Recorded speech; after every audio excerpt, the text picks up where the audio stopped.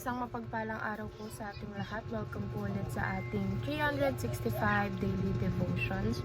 Ang scripture po natin ngayon is 2 Corinthians 9 verse 6 to 7, or the cheerful giver.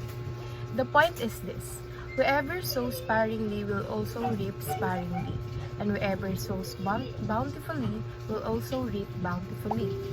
Each one must give as he has decided in his heart, not reluctantly or under compulsion, for God loves a cheerful giver.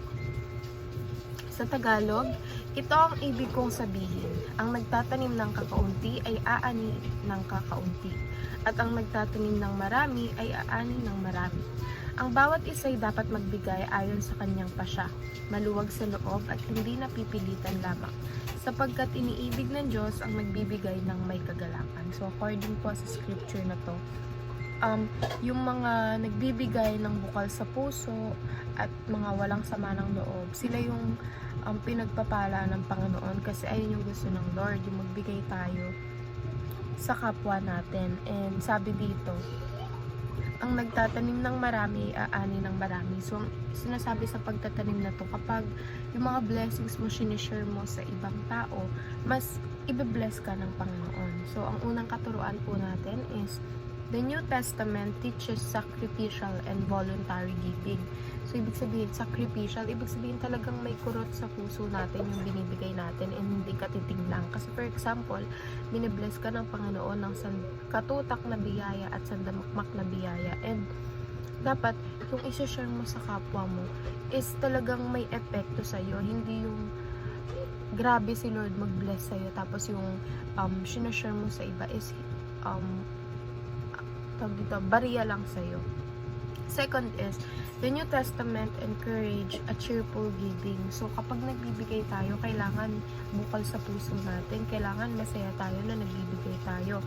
Kasi, kapag nagbibigay tayo ng may kagalakan, yun ang gustong-gusto ng Panginoon. And dapat, kapag nagbibigay tayo, walang halong sama ng loob. Dapat masaya tayo na nakakapagbigay tayo. Dahil kapag nagbibigay tayo, kapag nakakapagbigay tayo, ibig sabihin, nauna na si Lord na i-bless tayo. So, yung blessing na natanggap natin sa Panginoon ay i-share natin sa kapwa nating mananampalataya. Third is, the New Testament teaches bountiful sowing and bountiful reaping. So, meron kasi tayong tinatawag na parang food para sa'yo, and then parang ibibigay sa'yo ni Lord para itanim mo. So, yung mga tinatanim na yun, ayun yung binibigay mo sa kapwa mo. And then, kapag mas madami kang tinutulungan, mas madami kang binibigyan na kapwa mo, is mas madaming i-bless, mas madaming ibibigay na blessing sa'yo ang Panginoon. At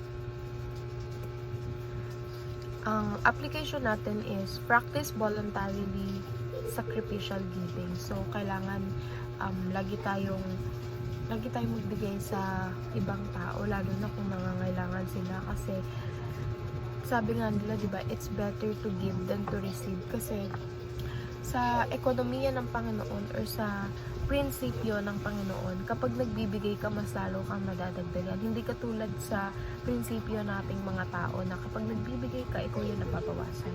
Hindi. Kay Lord, when you are giving, mas lalo kanyang ipagpapala, mas lalo kanyang ibe-bless.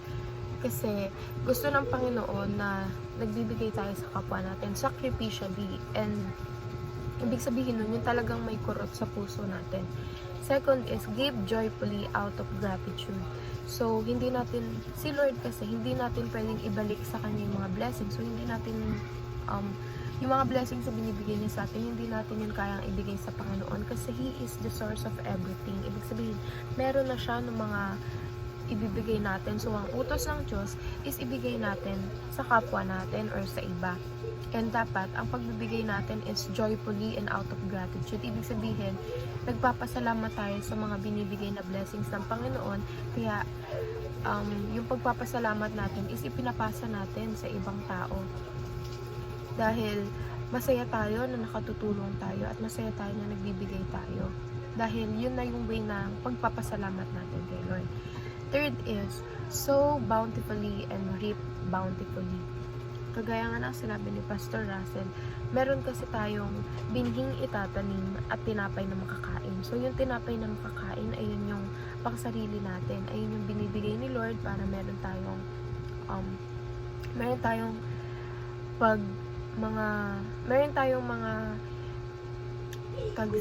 meron tayong para sa pangangailangan natin. And yung binhing itatanim, ayun yung itatanim natin para kapag tinanim natin yun, is tumubo yun and mas marami tayong matulungan. And yung binhing itatanim, kapag kinain natin yun, yun na yung last na binhi. Ibig sabihin, kapag kinain natin yung pangtanim, is hindi na siya dadami, hindi na siya mag-spread out. So, we really need to know kung ano yung binhing itatanim sa tinapay na makakain. And sa lahat na natatanggap natin na blessings, merong binhing itatanim at tinapay na makakain.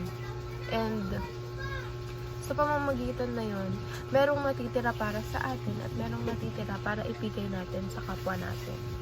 Yun lamang po, and see you ulit sa ating 365 daily devotions.